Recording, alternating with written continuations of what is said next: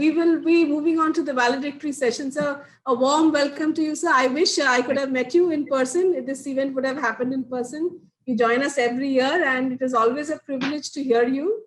And but we are very fortunate to have you on a virtual platform.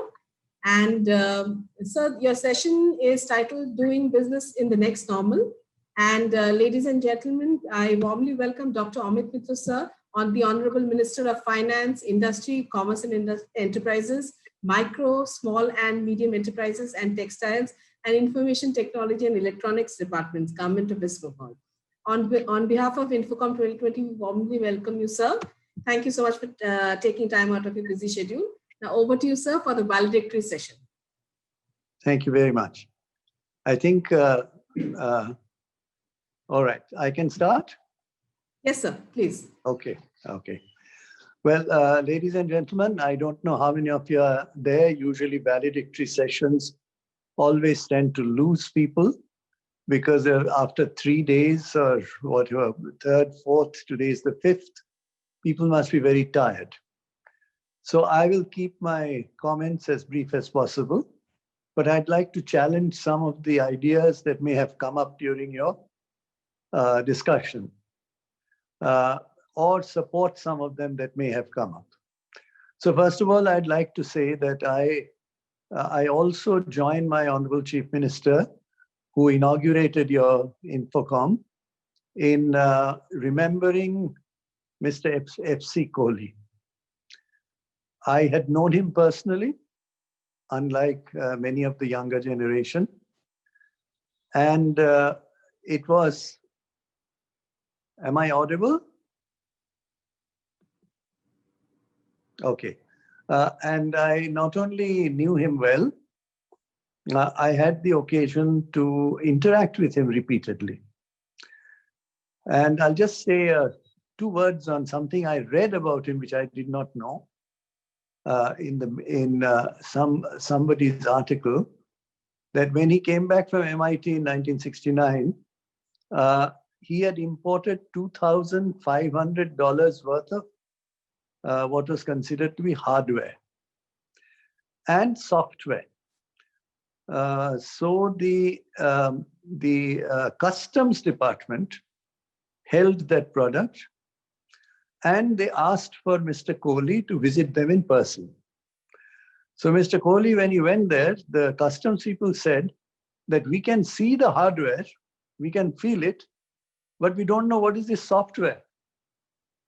Normally, we would have put a charge against you for false statement. So where is the software? In other words, when he began, it was not even understood that software goes into the hardware, which is not palpable and visible and you can catch it, unlike catching a physical computer. So that's where he began, and therefore I pay my deep regards to him, having known him over many years. A pioneering entity indeed. Of course, I'd like to thank ABP Group. This is your 19th event, I believe. 18 times you have done it, and I have had the honor and pleasure of being there a few times. Let me go straight to the point. The Honorable Chief Minister has already given you the details of the major and significant rise of the IT sector in West Bengal since we came to office. She has given you the data, so I don't want to repeat them. 1,500 companies from 500 or so, a huge export turnover relative to what it was before. And she's also given you the percentage of growth. I would like to ask a fundamental question. Why West Bengal? Why this amazing change and growth in West Bengal?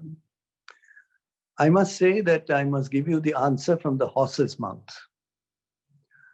I can't name him because he now is heading something gigantic. At that time, he was heading a major software company, probably among the largest in the country. And I asked him in person, privately, what is the reason that you are employing thousands of people in Kolkata? Newtown, or wherever? His answer was very interesting, which has not been brought up probably in your conference. His answer was that the attrition rate, that means you recruit a young person, and then the person, after a year or so, moves on to somebody else. So your human capital is physically carried away. The attrition rate in Bengaluru and Hyderabad were in the range of 35%. Whereas the attrition rate in Kolkata was 3%. This is a very important dimension that I learned that day, that attrition rate in IT industry, I knew was very high. I didn't know it was 35%, as high as that in the two other major IT cities. But it is only 3% in Kolkata. And therefore, when your companies recruit people in West Bengal, they stay with you. They don't run away with their human capital. The attrition rate is only 3%. Of course, there is an element of human capital, which is very particular in West Bengal. Large number of engineering colleges, large number of institutions which cater to the IT sector.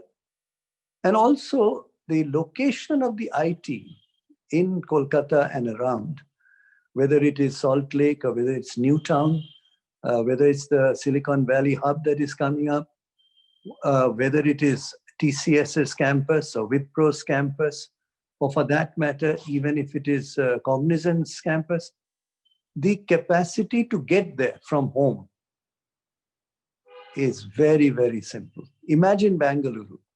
I remember once in my earlier days before I joined this government, fought an election and joined in 2011, I had gone to Bengaluru and Mr. Azim Premji, I had requested him to host a Japanese, very high power Japanese IT team, and he had agreed, and he said, please come and have lunch. Now, we could not get to the lunch till 3 o'clock or 3:30 because you're stuck in traffic. I hope Bengaluru is better now to going to the Wipro campus. But we literally could not reach there till 3 o'clock. And the lunch was at 1:30. And as you know, the East stations eat around 12:30. Luckily, my colleagues are prepared for this. So there were some sandwiches in the bus and the cars. But Kolkata, it's very short journey from your home to your IT spot. So ease of getting there, very good human capital. And key is the attrition rate. Those from Bengal who join you, who live in West Bengal, have a cultural mindset where they don't walk away normally. Some do, I'm sure, but most don't. So the first question I would like to answer is that come to Bengal because you will have an attrition rate that you've never seen before. In Bengaluru or in Hyderabad or even in Maharashtra, in Navi Bombay, there are centers. You will find the attrition rate is very high. Let me go to the second question. What is it that, let me come to the topic because I don't want to take too much of your time. The next normal, that's the topic of your conference today. I must tell you that I have a difference of opinion. This is a very good catchword. And when the experts coin these terms, they catch on very quickly. So you have also taken that topic without a question mark. I wish you had put a question mark, the next normal. I hope I would be able to put a question mark in my short deliberation. Now, are we looking at the next normal? My answer is no. This is abnormal. The COVID is abnormal. So we were seeing an IT revolution much before COVID. You talk of the bigger companies, the new innovators, those whom you call people who create problems in the market, which is Schumpeterian. Schumpeter said, either you're a processor entrepreneur, or you're a gap filler, or you're completely destabilizing the market to create something new. Now, those who are creating something new were very much there before COVID. Has that changed? No. That traffic may have increased, because since people cannot meet each other, they go into social media more, they're able to do other things. So the point I'm making is that there was a normal, and a lot of change was embedded in that normal. It's not that there is some new change beyond maybe 5%, 10%, like we are having a virtual conference. We would have probably had a conference in person. Now that has certainly a change, I admit it. But is there a next normal which is distinctly different? Is it like going from Newtonian physics to Einsteinian physics, where there's a paradigm shift? I don't think so. You will find that we will all go back to where we started from, with some changes undoubtedly. Every process leaves behind certain changes. So my first question, the first question I pose to you is, the topic, the next normal, should have a question mark. In my view, this is not a new normal. Maybe it's an upgraded normal, where people will be using virtual conferencing rather than traveling across the world all the time. But it is certainly not something that will be abandoned, where interpersonal processes, meeting together, having proper conferences where, yes, you can have a virtual lounge today. It's not the same as having a real lounge where you exchange ideas and you jostle with ideas and you challenge each other and watch each other's body language. That is not there. You can have a virtual tea place or cafe, but it's not the same as what a cafe is in a regular conference. So my considered view is that unless some new viruses appear beyond the COVID-19, and again we fall back on the process of distancing and wearing masks and doing other things, even maybe at a higher level, unless that were to happen, I hope not, 90% of how businesses were done before what we will return to. I know it's a controversial idea, but I think it needs to be given appropriate thought. So you have IT, ITES, and with it, the telecom revolution that was happening. I think it will continue. And it may take certain trajectories. They can add certain values. They can create some bylanes, which were not there before. But by and large, I'm hoping this is a flip. This is a blip. And that blip will create, of course, its own dynamics, but will not be something which we can call completely a new normal. No, it's not a Newtonian physics revolution whereby the steam engine came in. It is not an Einsteinian discovery whereby the atom bomb came. Or it is not something that is so earth-shaking, or what was not happening before, that will change the trajectory of humankind into a new norm. No, I would have to concede that that is not the case. And for developing countries like India, it is even more so. Let me ask you, can you have manufacturing virtually? The answer is no. It has to be on a factory floor. Yes, you can use more and more advanced controls software so that remotely you can control a machine. And you can use robotics, which was already happening. Japanese car factories or some American car factories or German car factories are very highly robotized. That is already there. So it's not creating a new norm. So manufacturing will have to happen in the trajectory in which it was happening in terms of remote processes, in terms of virtual processing. Can tourism happen virtually? To a limited extent. Can you go to the Amalfi Coast of Italy and the Isle of Capri virtually and be the same? I'm sorry, you can't. Can you come to Taj Mahal virtually and sense and feel what Taj Mahal is about? You can't. Can you come to Kolkata, the vibrant city, the city of joy, as some people call it, and go into the coffee house virtually and get the same feel and touch? The answer is no. So hospitality is a very difficult area. Now I come to another important point, the boardroom. I happen to have been on the board of SAIL, the Steel Authority's largest steel producer, 5 years. I happen to have been on the board of GAIL, Gas Authorities, and several other such large institutions before I came to Kolkata. Now the boardroom environment, can you reproduce that for complex decisions, for big ticket changes, for going away from the path? I'll give you an example.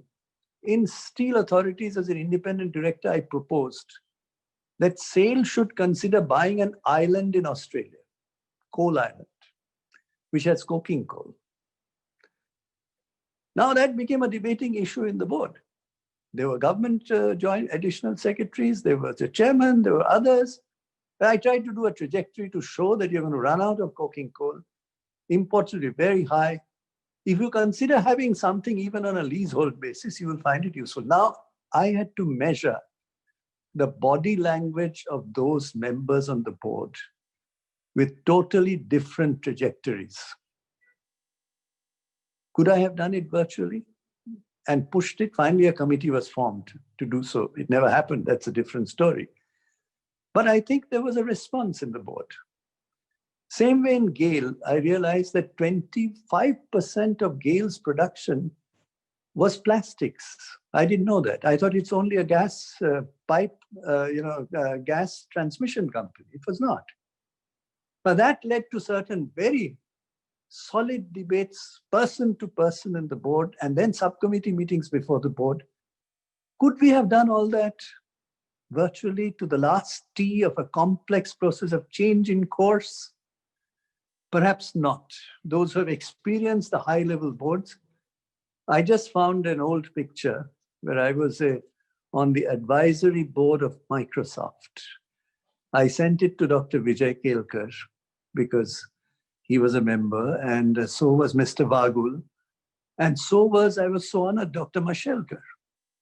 Now, when we got together, Dr. Mashelkar, a scientist, Dr. Vijay Kelkar, a petroleum scientist who happened to be also a PhD in economics from Berkeley, and Mr. Vagul with huge experience in banking, and of course, the counterparts from the United States. Could we have met in the manner that we did? Very different people, very different types of tolerances, and different types of vibrations and different types of contentions. Could we have met virtually and come to some conclusions? Perhaps not. I just found that picture yesterday, and I sent it to Vijay, Dr. Kelkar, and he asked me, what date was this? So point was that those who are standing in that picture were very different from each other. Not a mechanical process at all. So my submission, therefore, is top-level complex decisions, contentious activity where 2-3 board members differ with each other, and they're debating the future of the companies, large companies. I don't think that can happen virtually. So let's not call it a new norm, that the boards will all become virtual. Yes, maybe smaller companies, okay. Routine board meetings, okay, as we do by circulation sometimes, but not in the cutting edge manner. Now, then I come to developing countries. As far as developing countries are concerned, 93% of employment is in the unorganized sector in India. 93%. Now, can they go virtual? after demonetization's attack, absolutely thoughtless in my view, never happened before. Gaddafi did 86% of demonetization. Soviet Union did twice. None of them worked. What really hurt was the unorganized sector and the small and medium enterprises. Now, then they come and meet GST, which some of them are in, some of them are not, but then they finally come up with COVID-19. What happens? The chai wala, where we all go and sit in the corner in Kolkata and argue with each other on everything on earth. Chai wala became a mobile chai wala. I'm amazed that behind our apartment complex, it's a guy who suddenly started hearing a voice. I couldn't understand what he was saying, looked out, and he was carrying a kettle with a heater-like thing, charcoal at the bottom. And he was saying lemon tea. Chai wala has become mobile. And the chai shop has become a vegetable shop. Amazing how the poor people, the unorganized sector people, amazing innovation. But they couldn't become virtual because that was not their forte. So 93% of your unorganized sector, the minute the vaccine happens and things become normal, I think they'll go back to the market with a vengeance. And those who have been to Kolkata and you've seen Goriahat market or this market or that market where informal sector proliferates, you will find them full, back to normal. The in-between was only a blip. Now let me then go to the, let me go to a physical example. I know somebody who lives abroad, who heads something called the Insight in a company that is very large. I mean, probably $100 billion. I don't know what is the turnover. What is Insight? No Indian firm has Insight. Insight is essentially consumer behavior with big data analytics. Because they have very large markets, maybe they are in 50 countries. Now that person never left the home for the last 3 years before COVID, excepting for that 5% of the time when the person will go to the head office abroad in a major city. What for? That's the time that you try to assess and understand further senior leadership and their perspectives. The other time the person will go out of that particular city is when they had a retreat. Now, what do you do in a retreat? Why have a retreat? Have a virtual retreat?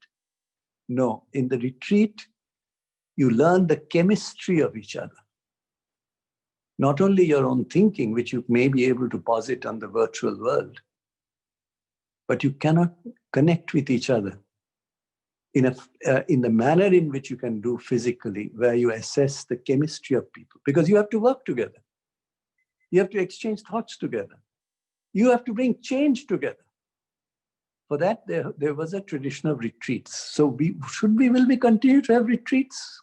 Yes, of course. Because that personal chemistry cannot be produced on a virtual basis. So the person was practically virtual 95%, working not from an office, well before COVID. But there was that 5%, which probably was at the cutting edge of the work that the person did. So we will return to that normal of some kind of division between virtual and real. And there may be some changes to that because virtual has become more efficient.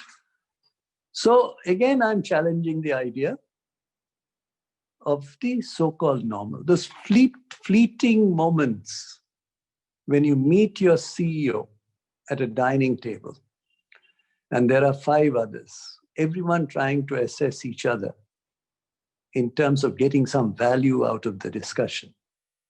That cannot be done on a virtual basis. So let's not say that this is out of sync. Let me come to my last point. There are some serious structural issues in the Indian economy. which have not been addressed. I was looking at a McKinsey study, and interestingly, what they're basically saying, they identified some structural issues. I have more structural issues in mind. What happened to investment? As you know, for 7 quarters before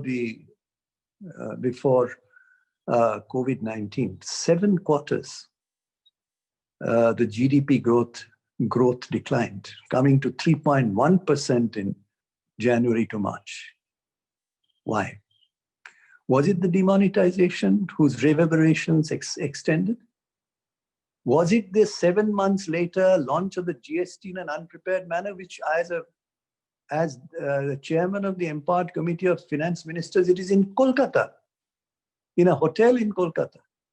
I pushed the other finance ministers to consider accepting GST, provided we had 5 years of unbroken compensation if there was a loss, less than 14% rate of growth of revenue. And Mr. Arun Jaitley came down. And finally, that sentence, which became the linchpin, the key, the fulcrum to the amendment, got changed. Now, is that a structural reform that has not done well? And what will happen to that? What will happen to the demonetizations, revibrations? I don't see any major study. I don't do economics as a profession anymore. I hope economists as professions bring out papers, should have by now.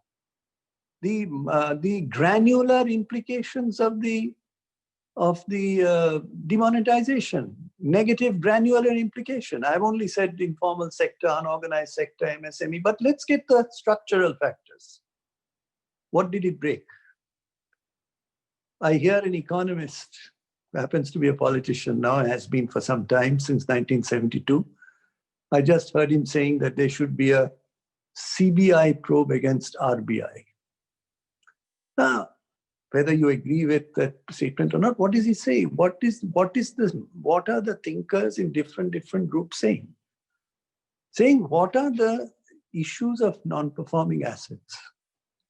What are the issues of bank mergers? Has any granular analysis been done? I chair the SLBC, State Level Banking Committee. Overnight, some of those banks became some other bank, and headquarters moved from Kolkata to Delhi for the one that is a major bank headquartered in Kolkata. What is the granular implication of that? How does it affect the NPA? Now you come to exports. It's the same story. Negative 5.5% at one point recently. Then you come to bank lending growth. I also find 8.1% negative. A whole set of negatives in the structural domain. Are we going to address those?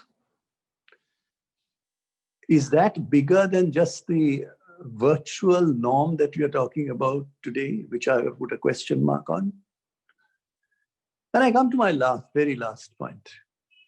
How does one handle these structural processes that are going on? One part of the story. The second is, how does one handle the macroeconomy facing COVID? That's the question of norm or abnormality or blip. I am really disappointed that, and I'm not talking about this politically, I'm talking about this as an economist's perspective, that when the COVID hit, what should have triggered in the mind of the government of India? What should have triggered is the Great Depression about to happen. Yes, first quarter our GDP shrank by 23.4%. Second quarter -%, which means now we are officially under recession. Now that was known then when the lockdown was imposed. What does one do after that? For IT and ITS industry, in effect, because it doesn't live in isolation, it lives within the matrix of the entire economy. What they should have done is taken from what is called Keynesian neoclassical synthesis, which happened post-Great Depression. Stimulate demand. Private sector is unable to do so because you have a lockdown imposed on them. Their factories can't function. Their spirits are down.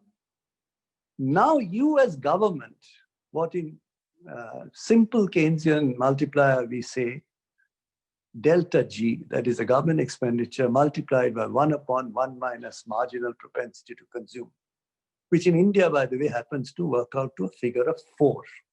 So if you spend 100 rupees from the government, particularly in capital expenditure and other kinds of consumer activity, you will get to a maximum of 4 times GDP from that. It's instantaneous. I mean, for the consumer part, it's instantaneous.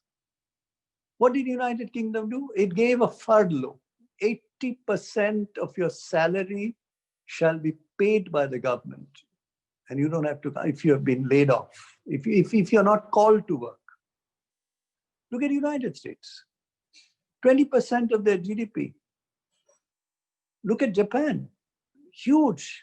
USA is about 9.5, 10%. Japan is 20%, which was direct demand stimulation. It is Keynesian, simple macroeconomics. Macroeconomics 101. Now, ITS cannot live outside of this structural environment of the marketplace. But they didn't do it. Why didn't they do it? I don't know. No understanding of macroeconomics, no appropriate advice. Now that is certainly hurts every industry. Maybe IT industry a little less because we can work from home. We can outsource, do the outsourcing work from home.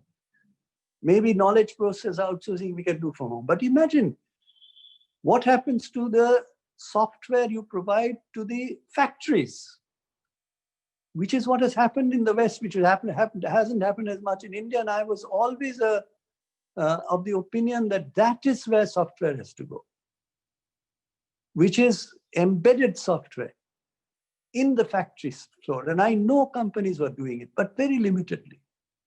So my question is, if you've killed part of the economy of demonetization, then you introduce an half-baked or one-third baked GST, which is floundering, which is growing, which we are all meeting trying to make it happen. And then comes COVID, and you sit back and say, I'm not going to use the Keynesian neoclassical synthesis or the Keynesian parameters. I'm not going to take any lessons from the Great Depression. I will take no lessons from 2008's financial meltdown. Can you imagine a country like United States, supposed to be a capitalist country of the first order, kind of symbolically capitalist? The government of the United States had $800 million to rejuvenate the automobile industry. Government pays. It saved Lehman Brothers. That's absolutely non-capitalist. You look at Raghuram Rajan's book saying capitalists against capitalism. And at that time, he said the US is much better than Europeans because they don't save companies. Europeans, when the big companies are in trouble, their government step in and they save them. Sorry, post-2008, America stepped in and they saved their companies transparently, not in any biased manner, with proper discussion through the Congress and the Senate. Cannot do it on an executive basis. So my submission is, I'll conclude by saying, first of all, I've challenged the issue of a new norm. What is this new norm? I think 90% of the norm will go back to the trajectory in which change was happening. Huge changes are happening. It's not that it was static. My second question is bringing you back to India. Don't forget that the poor people, the most innovative people in this country at the grassroots level of unorganized and informal sector, will not be able to and have not been able to take advantage of the virtual process. It's not available to them. Chief Minister has just announced 9 lakh students of the 12th class in government schools and madrasas will get a tablet. Why? Because they are not able to attend to the virtual classrooms taking place. The schools don't have virtual classrooms and nobody has the device because they are poor. That's their fault. Whereas we, the middle class, our children all are using are having virtual classrooms. So don't forget this element, that those who provide 93% of jobs in this country do not have access to what you and I have. So don't call it a new norm. The norm may be for you. And that also I'm challenging. So it's not a norm for you. You cannot go to a serious boardroom meeting virtually and make hard decisions against contentious issues of the other board members and convince them by reading body language, by reading chemistry of each other. You can't do it virtually. And no manufacturing can happen virtually. You can't produce a pin, or what Adam Smith called widget in his Great Wealth of Nations. You can't produce it virtually.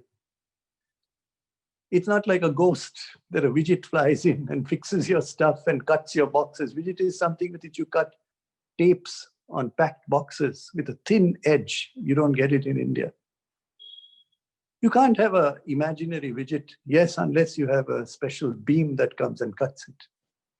So my submission is, there is the new norm is perhaps 5%, which is very productive and very useful. But 95% will go back to the trajectory of the changes you see. And with it will come the IT sector.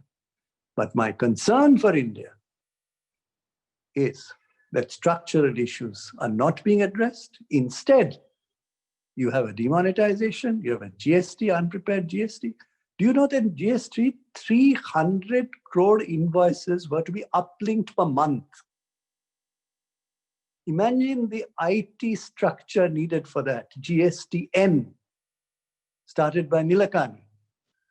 Do you know what it ended up doing? In March of this year, Nilekani came and addressed our GST Council, of which I'm a member, and said 71,000 frauds have taken place. 71,000 frauds he identified. Why? Because the IT problem wasn't solved.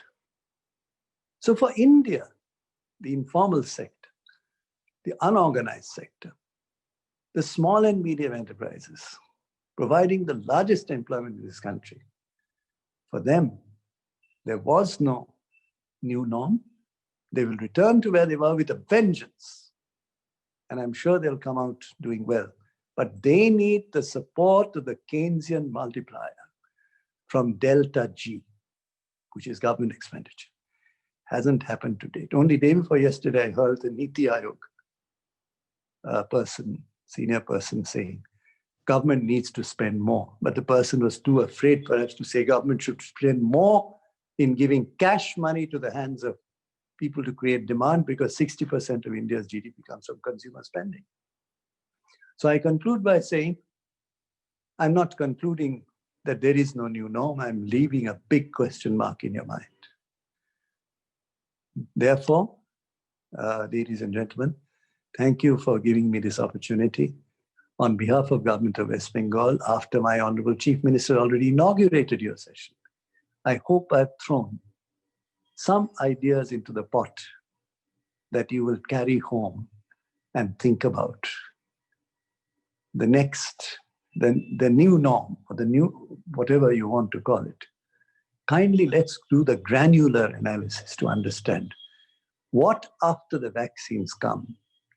Where will our industry be? How will they behave? How will the boardrooms behave? How will the MSMEs behave? How will the informal sector behave? And how will the manufacturing sector in the world behave, aside from aviation and tourism? I would say, ladies and gentlemen, thank you for this opportunity to ABP and to Purokayastha Sahib and all of you present here.